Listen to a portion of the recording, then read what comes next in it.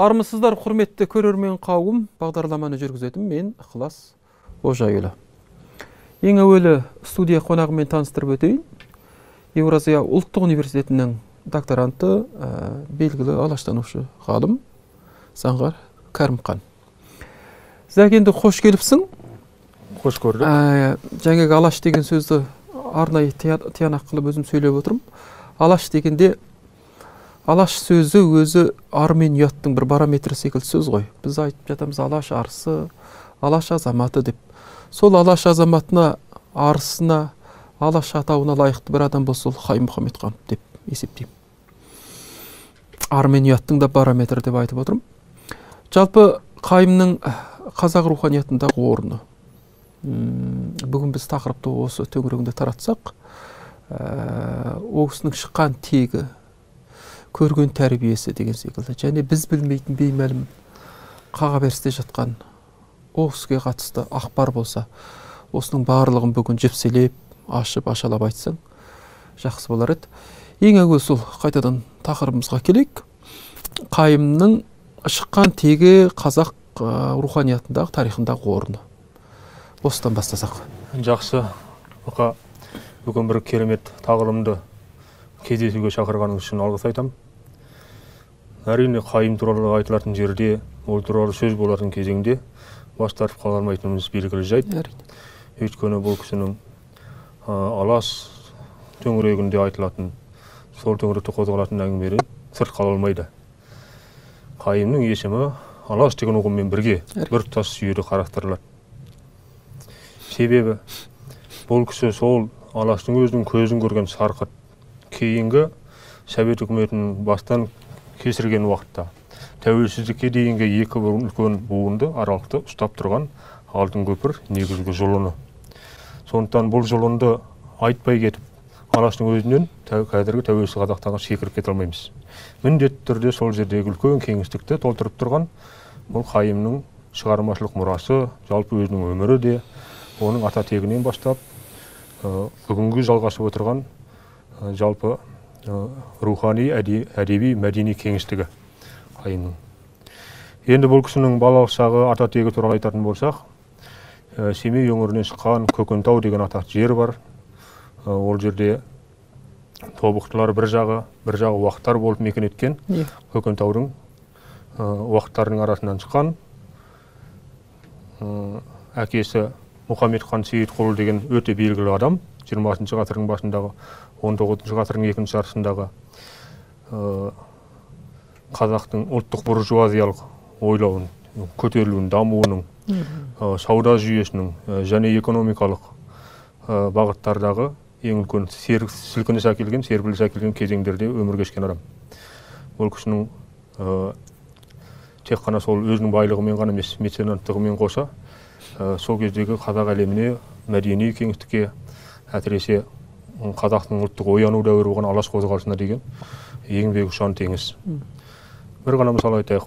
Бұл кісі қалада кірген қазақ байларының ішіндегі екі ақбай болды.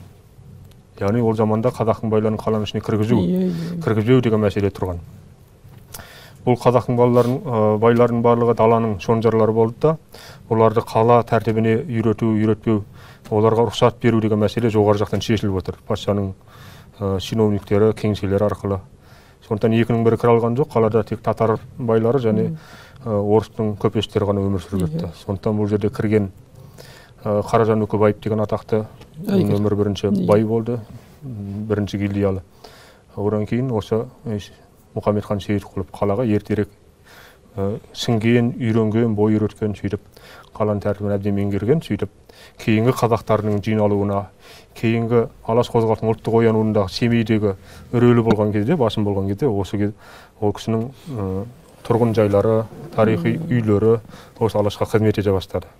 Ерте кезден келгеннен кейін барып қалаға сіңгеннен ол кісінің кәсіптері әртараптандырылған және үлкен екі қабатты үлкен зәулім үйлерінде біздің айқай дәуірінде жаңағы алаштың ең бір басталған 1905 жылдан 17 жылдарға дейінгі кезеңдері аласапыран алмағайып замандарда осы үйдің сыртында, ішінде, сыртында болып жатқан оқиғалар өтіп жатты. Бұл үйде Әлихан Бөкейхан бастаған Ахмет Байтұрсынұлы Міржақып Дулатұлы, Семейдің сол кезде саяси қайраткер ретінде көтеріле бастаған Алаштың қайраткерлері, Райымжан Мәрсекұлы, Халел Ғаббасұлы, Отыншы Әлжанұлы сияқты беткес тар азаматтардың бәрі бас қосып. Сосын және бір қызығы мына жерде фотолар, деректерді сөйлетіп отырсақ, 1912 жылы Шәкәрім атамыз осы үйге арнайы қонақ болып келген екен. Және сол кезде сол кісінің үйінде қонақ болып отырған кезде фотосуретке түскен. Шәкәрімнен қалған 3 фотосуреттің, 3-4 санаулы фотосуреттің біреуі ғана. Көбісін Шәукен жеткізді ғой, Шәукен. Иә, бұл жер тек қана ол кісілердің жиналып пікірлесетін орталығы емес, сонымен қатар сол кездегі қазақ жастарының Семейдегі білім ордаларында оқып жатқан жас шәкірттерінің де жиналып кітапхана деңгейін атқарған, кітапхананың қызметін ұсынған үй болған.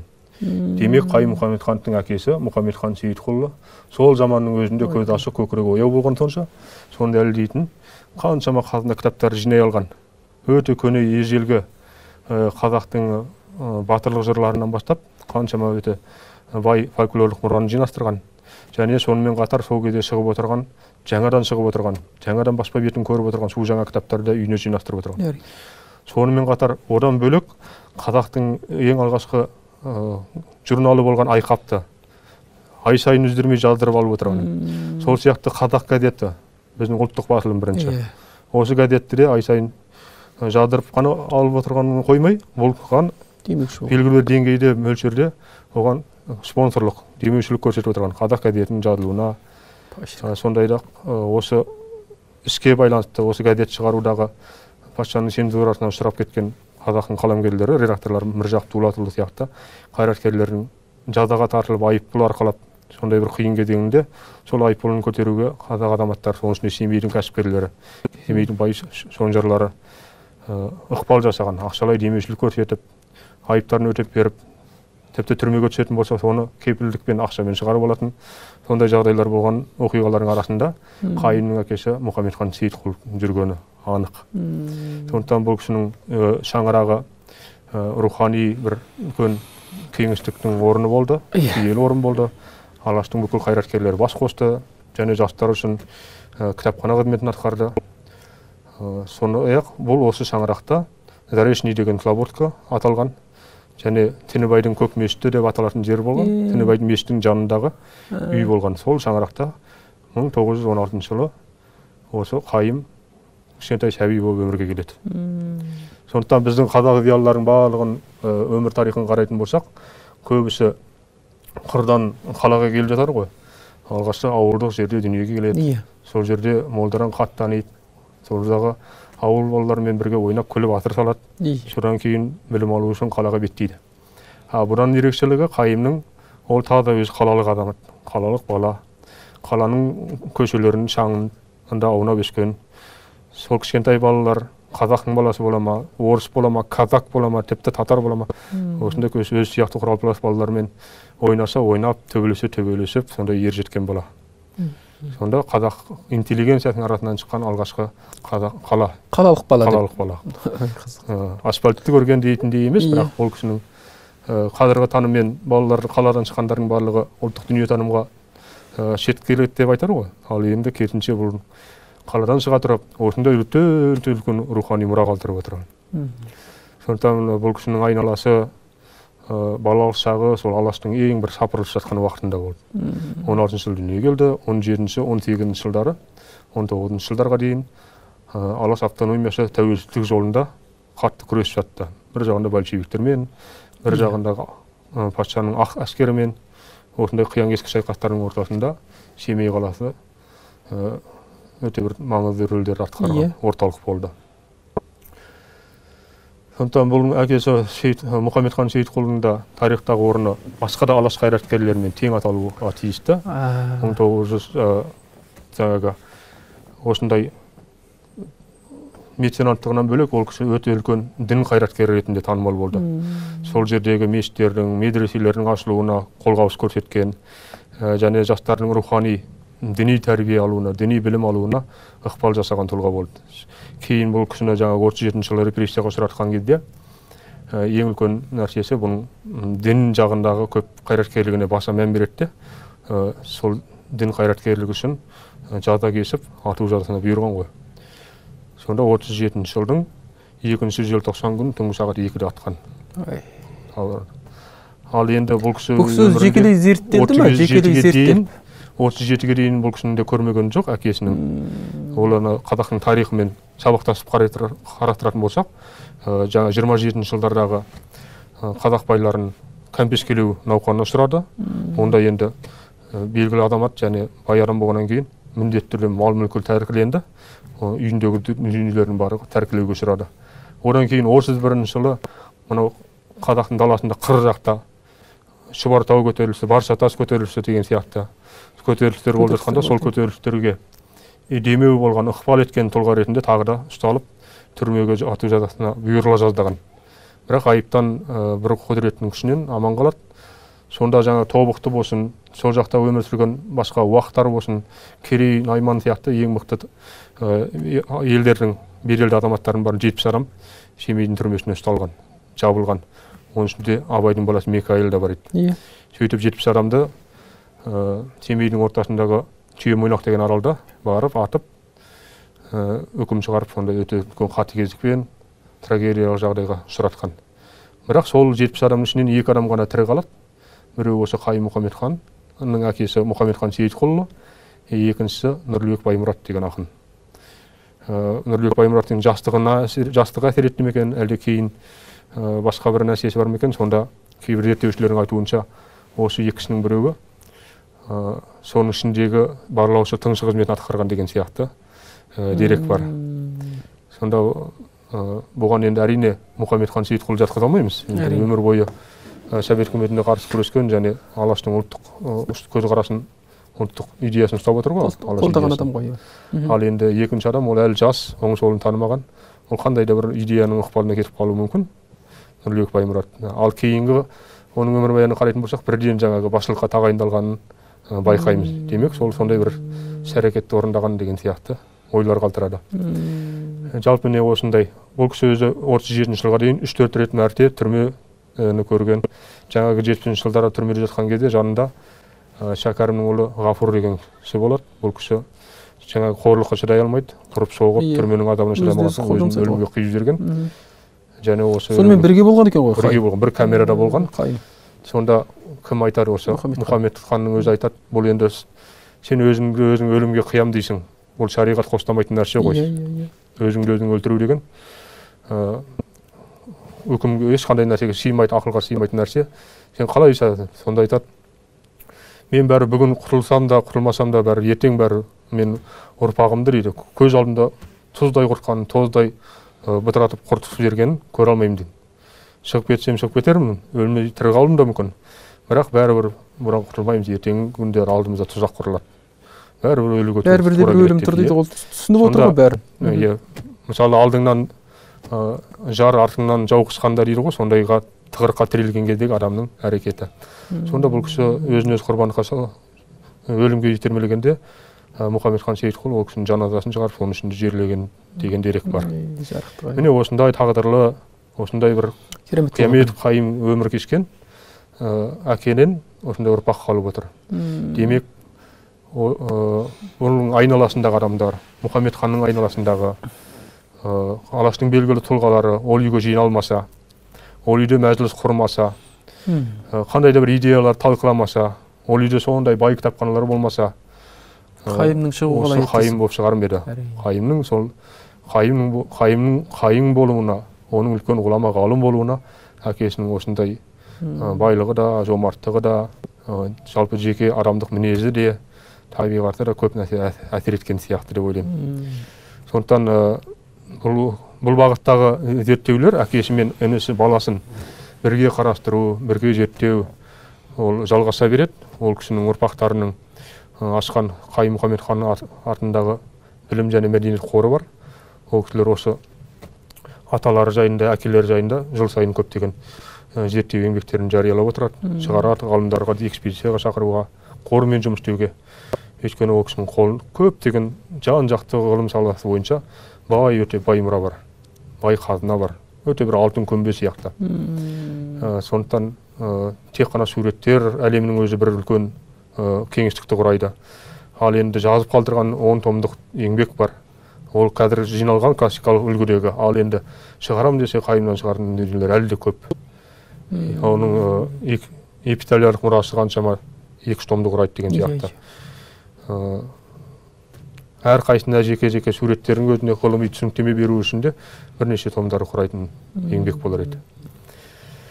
Сондықтан кішкентай кезінде Қайымның жаңағы үлкен азамат болып қалыптасуына біріншіден оның қалада өмір сүруі, әкесінің ерте бастан ойлап Семейде қоныс аударып, қырғадағынан бөлек басқа мәдениетті қалыптау, ертерек бейімделу, адаптация жасау баланың болашағына әсер етіп тұр ғой. Әрине. Қайымның әкесі сонда Мұхамедхан өте көшелі адам болып тұр. Ертерек ойлайтын, көзі қарақты адам болып тұр. Сондықтан ол кезде ол Мұхамедханды он ұрайтын мықты байлар болды, жоқ емес. Талада мысалы 10 мыңдап, 5, 8, 7 мыңдап жылқыстаған байлар болған емес болды. Бірақ оның барлығынан да сол Қайым сияқты балалар дүниеге келген жоқ. Ертерек қалаға келіп қоныстанып, жаңағындай өркениетті көшіне ертелесіп, сол арқылы көрсетіп бала кезден. Сол қала деген басқа мәдениет қой, қырғадағынан бөлек. Ол жерде қырда мәдениет жоқ деген нәрсені білдірмейді. Әрине өркениеттің көші бәрібір жаһандануға автомат түрде алып келді ғой. Міне осындай балалық шағы туралы. Керемет. Бұл кісінің өзінде арнайы зерттейтіндей деңгейдегі дерегі бар кісі екен ғой. Бірақ жекелей кітап қылып та шығарса, оған толық мазмұны жетіп отқан тұлға екен. Арасында енді сіздің айтуыңыздан түсінген Қайымның басқа лажы да жоқ екен. Дәл осы жолды таңдамасса, осы принциптермен жүрмеске лажы да жоқ тұлға екен. Енді мына Қайым өте амплуасы үлкен тұлға ғой. Жаңа өзіңіз айтып отырсыз. Осы 10 томдығын жинап, жалпы Қайымның ендігі бір артына түскен шамшырақшысы ретінде біз елестететін тұлғаның бірі ол Ербол Іргебай еді. Менің білуімде енді Қайым танушы. Ол жарықтықтың дәм тұзы аз болды ме, ол тағдырдың тәлейдің ісі. Жалпы осы Ербол ағамызға да бір анықтама бере кетейікші осы жерде. Осы 10 томдығын құрастырған адам ретінде Ерекеңнің еңбегіне тоқтала кетсек. Нені жүйелеп үлгерді? Ол кісінің өзінің бір жеке бөгенайын көрсететін, бөлектігін көрсететіндей бір айрықша еңбегі бар ма, мысалы Ерекеңнің? Осыны айта кетсек. Арасында да дұрыс айтып отырсыз, өте керемет нәрсені қозғадыңыз, себебі бұл үлкен сабақтастық деген нәрсе бар бұл жерде. Біз бағана Абайды айтып отырмыз, Абайдан кейін сабақтастық Алаш болатын.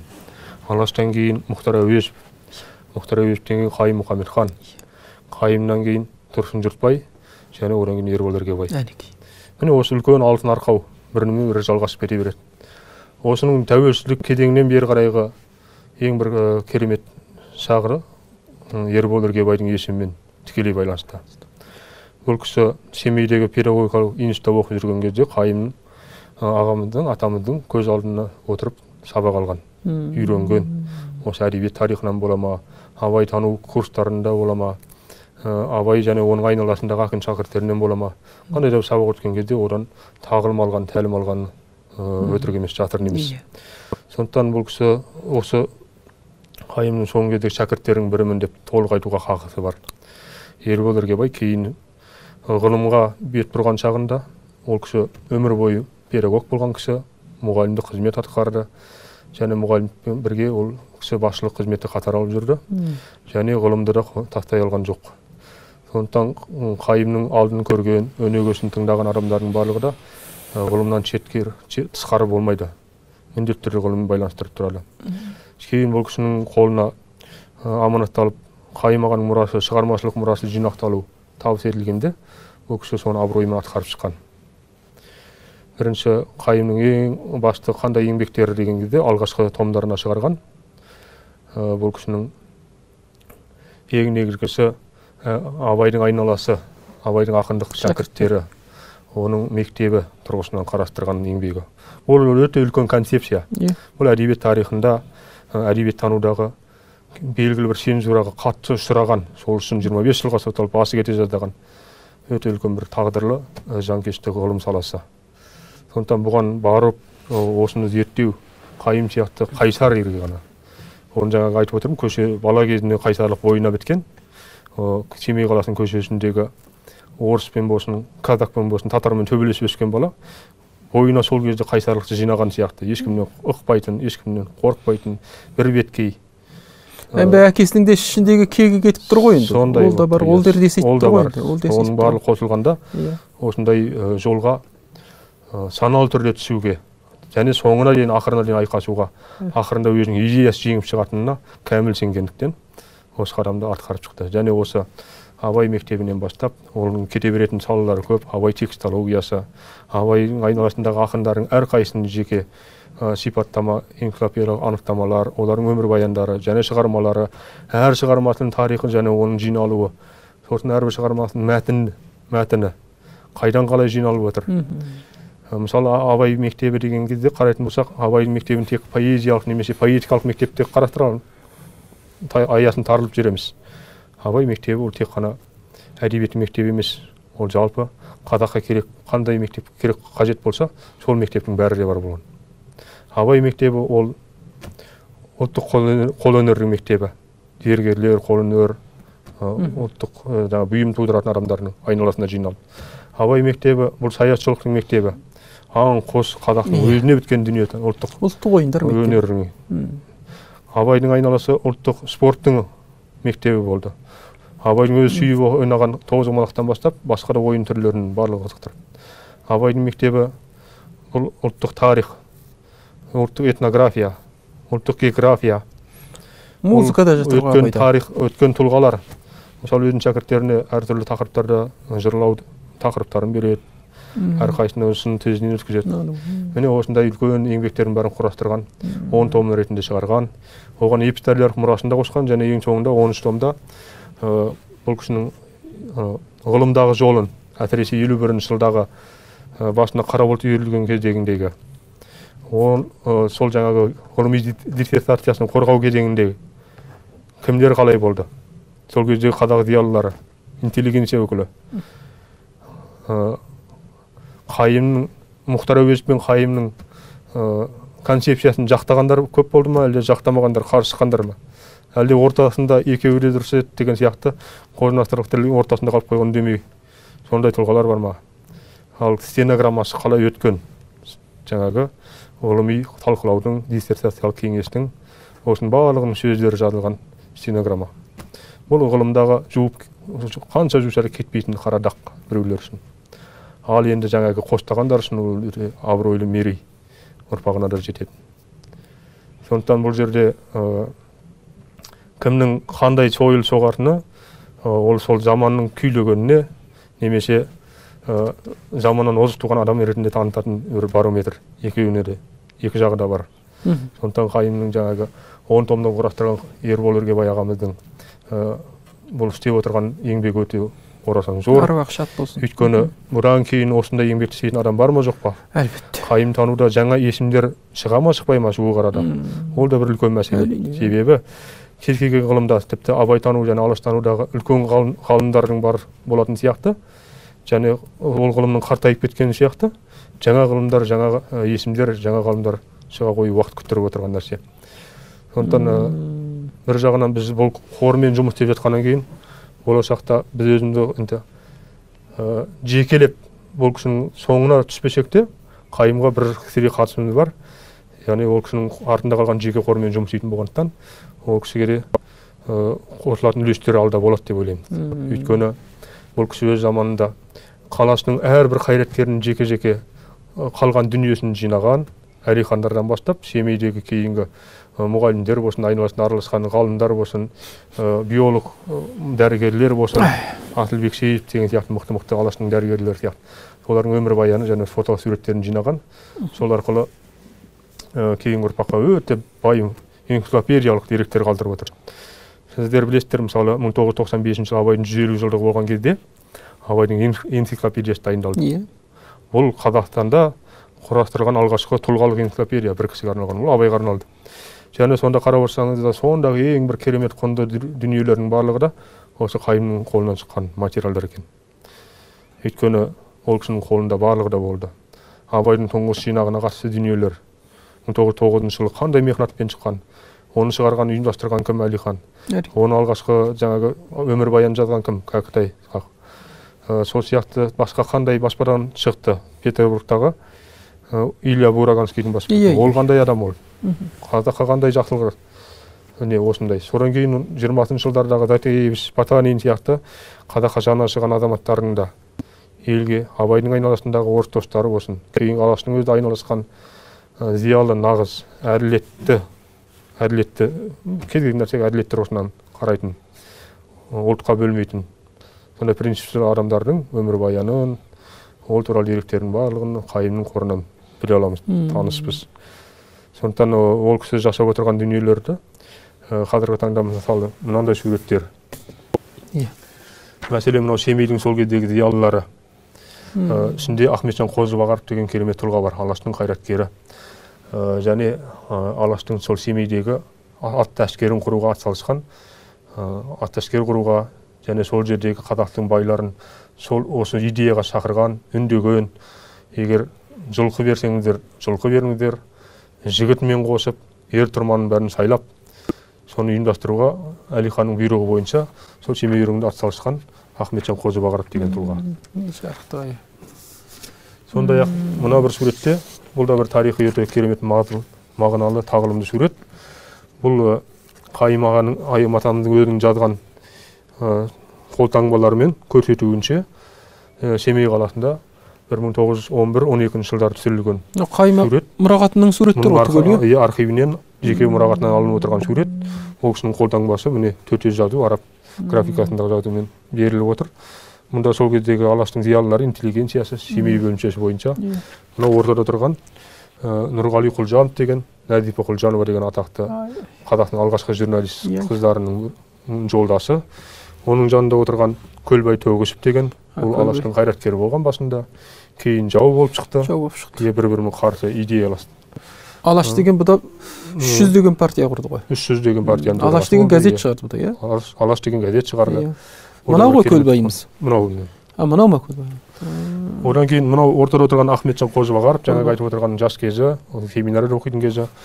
Мынау отырған жанындағы жігіт Әлімхан Ермектің, қазақтың бір нардай азаматы, қазақтың шекарасын студент кездегі екі көзі болған екен. Семинарияда, Семейдегі мұғалімдер семинариясында оқып жүрген кезеңі. Сол сияқты бұл суретте Абайдың ұлы Микаил отыр міне. Одан кейін жанында Сұлтанмахмұт, қазақтың аса көрнекті демократ ақыны. Міне осы жерде бір 20 шақты тұлғаның 10 шақты тұлғасы анықталған. Бұны анықтап отырған сол Қайым атамыздың өзі. Жандарында ат жөнін жазған Ахметолла Барлыбай. Мынау кім екен жүру? Микаил деген ұлы. Абайдың ұлы Микаил осы. Сосын бұл суретте Ахметолла Жүсіпбек Аймауытұлы бар дейді. Қалел Ғаббасұлы бар. Ахметолла Барлыбаев деген сол кездегі алаштың жас шақтар екен ғой. Олардың бәрі сол жас алғашқы кезеңдері. Бозбала шақтар екен. Енді мына бір суретте бұл Микаилға қатысты сурет, Абайдың ұрпақтарына қатысты бүкіл деректердің барлығы Қайым атамыздың қолында, міне Абай ұрпақтарына қатысты суреттердің барлығы міне. Жаңағы мынау Шәкәрімнің айтып отырған 1912 жылдардағы мінекейіңіз.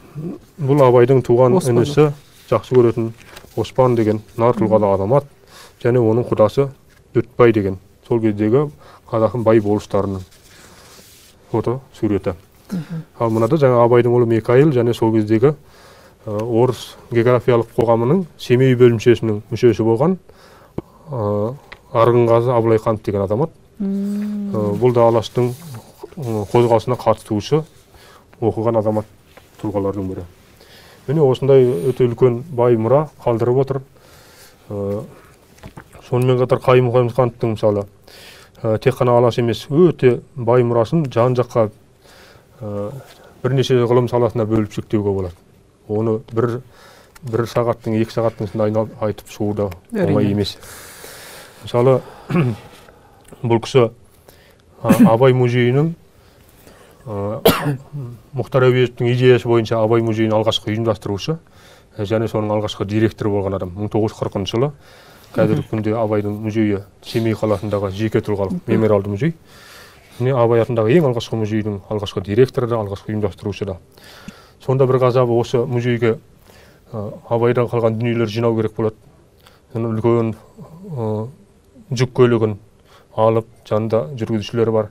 Әрбір абайдың басқан ізін, оның басқан жерлерін, жайлауы бола ма, қыстауы бола ма, жалпы абай емес, Құнанбай әулетіне тиісті жерлерін барын аралап жүріп, абайдан қалған әрбір дүниені жинаған. Содан кейін тағы бір жердегі бір қызық дерек, Абай атамыздың өзі көз тірісінде жаңағы орыс географиялық қоғамның мүшесі болды, Семейдегі бөлімшесіне, және сонда этнографиялық жабдықтарды тапсырған екен. Бір 20 шақты жабдық. Соның бір 7-8-ін Қайым Мұхамедхан тауып, қайтарып, кәдіргі музейге өткізген.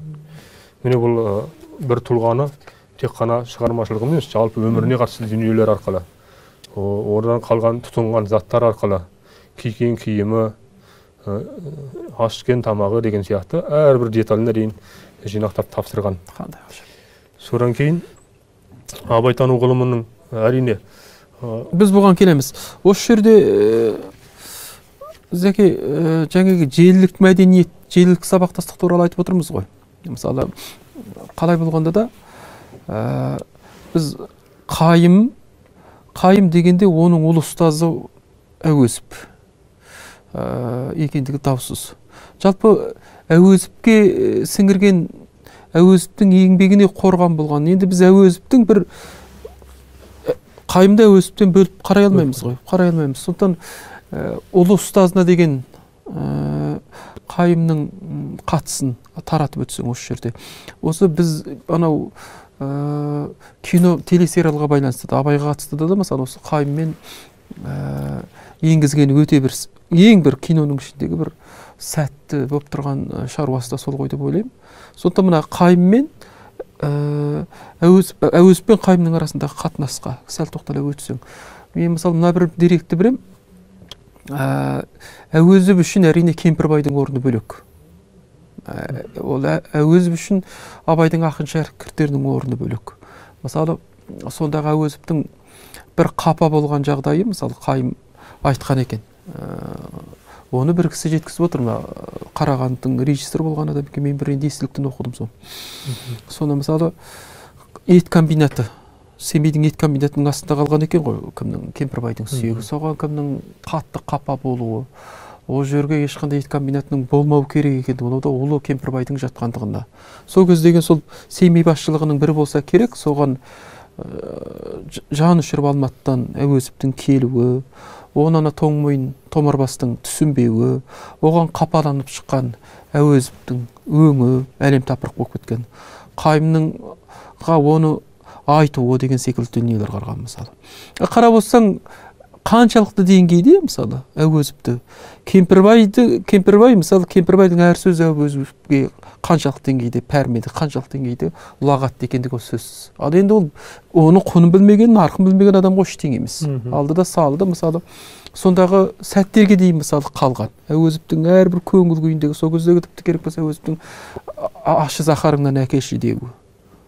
Мысалы, ащы су ішу. Сонда да біздің мынау керек болатын болса, қазақтың біз енді бір мынау арақ ішуді бір творчествоның бір несін айналдырып жібердік қой, музасына. Ал біз зиялының арақтың ар жағында қандай феноменалды, қандай қайғы, қандай қасірет жатқандығында осы дирек нышан береді, ишара береді. Азапқа, адамның төзе алмауы. Сондықтан біздікі кейде еріккенің ермегі секілді деймін, біздің ішуіміздің өзі. Өйткені жаңағы ащы зақарыңды, анаға белгілі бір орында аталмауы, түсіндіре алмауына пұшайман болған біз Әуезовті көріп отырмыз. Қойғым келіп отқан сұрақ, түсінікті Әуезов пен Қайымның арасында қарым-қатынас. Әуезовтің қаншалықты деңгейдегі Әуезов болуына, оның еңбектерінің жетуіне Қайымның рөлі болды. Айтып өтсең. Жақсы, сол Әуезов пен Қайымның арасын бөліп алу мүмкін емес. Жаңағы кейінгі сабақтастықтан айтып жатырмыз ғой. Ерболат Жебайдың мен Қайымның арасы. Қайымменен ол өз тарихқа қайталанып отыратын нәрселер сияқты тұлғалар арасында болатын бір рухани жақындық. Өзінің туысыңнан артық жанның, руханың, жан дүниенің жақындығы. Осы тұрғыдан келген кезде расында да бұл екеуі екі жаққа бөлінбейтін, ажырамайтын, бір тұтас қарастырылатын құбылыс. Мына 51-ші жылғы оқиға ғой, тағы да есімізге түсе беретін. Ол ұстаз бенен шәкірттің қаншалықты бір-біріне адал болғандығын, қаншалықты бір-бірінің ұстанымдарына берік болғандығын көрсететін деталь.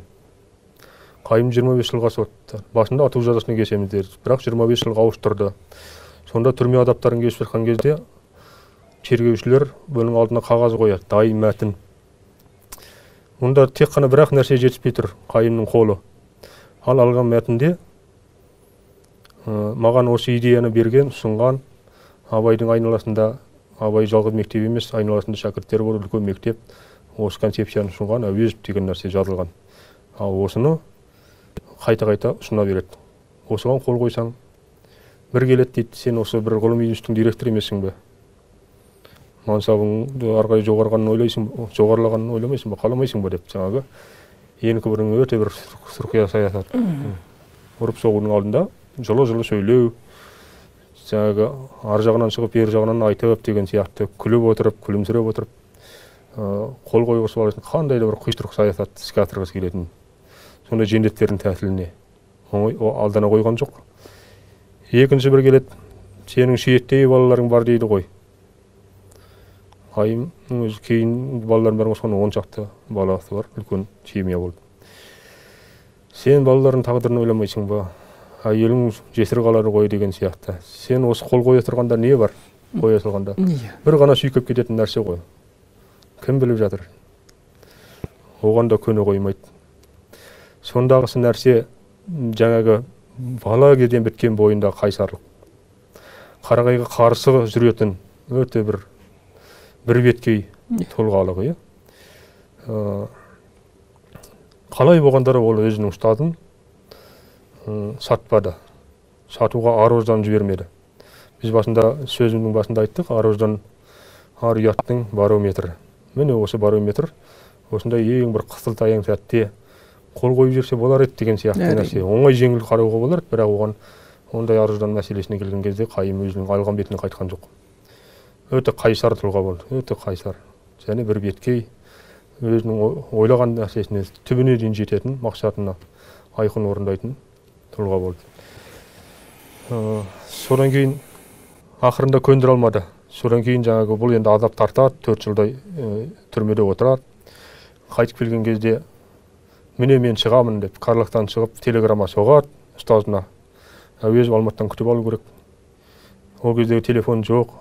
Алдын ала телеграмма саласың, бір аптада келе ма, 10 күнде келе ма белгісіз. Әуезов күнде барып қарап жүреді, шәкіртім қашан келеді. Сөйтіп 53 жыл ма, 54 жылға таман ол кісі қайта оралады. Қайта оралған кезде келсе, вокзалдың бір бұрышында Әуезов ұйықтап жатыр екен. Содан құшақтап, көрісіп, үйіне алып келеді. Сонда не тілейсің? Саған ең бірінші не нәрсе керек деп сұрайды екен. Әуезов шәкіртінен. Қайым айтады, әбден азапты көрген, жүрегін жадаған, бірақ рухы сынбаған, маған 100 грамм арақ керек дейді. Жақсы, арағын құйып береді, 1-2 рет тартқаннан кейін әбден бабына түседі, әңгімелеседі. Содан Тұрсын ағаның айтуы бойынша әңгімелескеннен кейін мен сіз үшін отырдым ғой түрмеде дейді. Әңгімені бастайды, тоқетеріне түседі. Сіз үшін отырдым ғой, сіз үшін бүкіл азапты көрдім ғой, қинады ғой мен. Бірақ сіз олай істеген жоқсыз ғой, 37 жылы сіз қойып жердіңіз ғой деп қатты жаңағы сөз арасында айтылып қалады. Әуезовтің ақталуы туралы ғой. Әуезовтің ақталуы. Ол енді алдыңғы буынның айтуы бойынша шығатын нәрсе ғой. Иә. Ол келісім бойынша шығып тұрған нәрсе. Әрине. Ал бұл жерде ешкіммен келіскен жоқ. Ол жеке өзінің бастамасымен, жеке өзінің ойыменен қалды, бетпе-бет. Қойып жүрсе болар еді, қоймады. Оның ақырында ол өзінің ұстазымен бетпе-бет келді. Өзіндегі басында кешкен халді ұстазының басындағы нәрсемен салыстырып отыр ғой. Ана кісінің бетіне басып айтып отыр. Сонда Әуезов айтады, сен ол жерде көп нәрсені білмейсің. Оны тактика дейді. Мені жіберді ғой, босатып. Ол тактика. Мен келдім ғой деген сияқты. Өте бір терең жауап берген дейді. Міне осы екі ұстаз бенен шәкірттің арасындағы байланыс, осы бір кішкентай оқиға, деталь, олардың қаншалықты бір-біріне жақындығын, қаншалықты бір-бірін сатпағандығын, қаншалықты бір-біріне өмір бойы адал болғандығын көрсетеді. Сол сияқты ұстазынан қандай ұлағат нәрсені бойына сіңірсе, Қайым-Мұхамед ханым оны шәкірттен сіңіріп отыр. Жаңағы айтып отырған Ербол Іргебай ағамыз да сол сияқты бір бетке айтқанын орындайтын, ұлттық мүдде тұрғысынан ғана қарайтын ұлтшыл азамат. Сондықтан ол кісі өзінде айтады, Карлақтан келгенде шыққан кездегі билет пойызға отыратын. Сол билетке дейін сақтап қойған ғой Қайым-Мұхамед хан. Өте мұқият болған сонша, әрбір дерек, әрбір кішкентай детальдің өзін мұқият сақтап қояды, әлі күнге дейін бар сол қорында. Сол сияқты ол кісіден нені үйреніп, ғылымда мұқияттылықты үйренуге болады дейді Ербол Іргебай ағамыздың сөзі. Сол сияқты әрбір нәрсеге өте үлкен жауапкершілікпен, мұқият ыждахатпен қарауды. Сондықтан ол кісінің бойындағы мысалы ит болып мен ешкімді қаппарым деп басталатын ұранындай бір адам бойтұмардай сақтап жүретін принципті сөз бар. Соны Ербол Іргебай ағамыз өмір бойы айтып жүреді жаңағы.